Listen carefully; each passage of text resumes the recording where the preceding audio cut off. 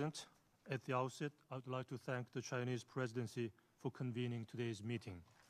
My delegation is grateful for this opportunity to participate in this emergency meeting to address the serious and urgent issue of the DPRK's launch of a ballistic missile of intercontinental class range on the 3rd of July.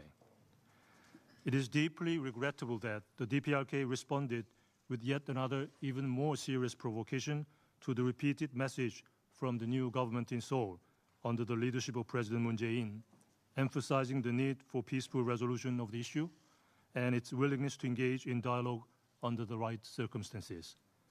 It is also a source of our profound disappointment that the DPRK once again has chosen the wrong path by test-firing another long-range ballistic missile just a few days after the ROK-US summit meeting in Washington on the June 30, 2017, during which the two leaders called upon the DPRK to refrain from provocative, destabilizing actions and rhetoric, and to make a strategic choice to fulfill its international obligations and commitments.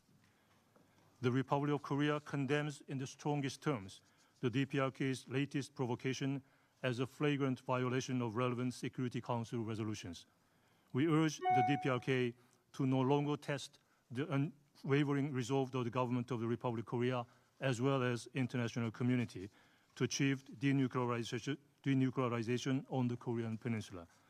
The DPRK's repeated provocations in defiance of multiple Security Council resolutions will only strengthen the resolve of the international community and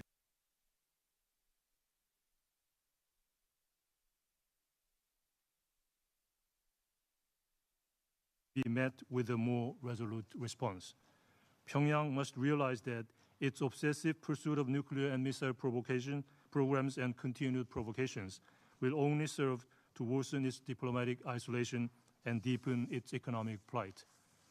Mr. President, given the urgency and gravity of this issue, we, the international community, must once again demonstrate our strong resolve not to tolerate the DPRK's nuclear and ballistic missile programs, which have become a global threat that requires global action.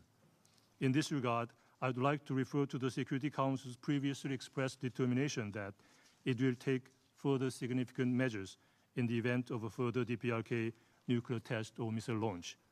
Indeed, we must take stronger measures, including a new Security Council sanctions resolution to stop the DPRK's provocations. At the same time, the need for swift, full, and thorough implementation of the sanctions resolutions cannot be overemphasized as an effective tool to bring the DPRK back to credible negotiations for denuclearization. This is the last opportunity for the DPRK to chart a new beginning in inter-Korean relations as well as in its relations with the international community. The DPRK must renounce its nuclear brinkmanship and step back from the point of no return. Pyongyang should awaken from its delusion that nuclear and ballistic missile development can ensure its security and instead resolve to choose the path toward denuclearization. Thank you very much.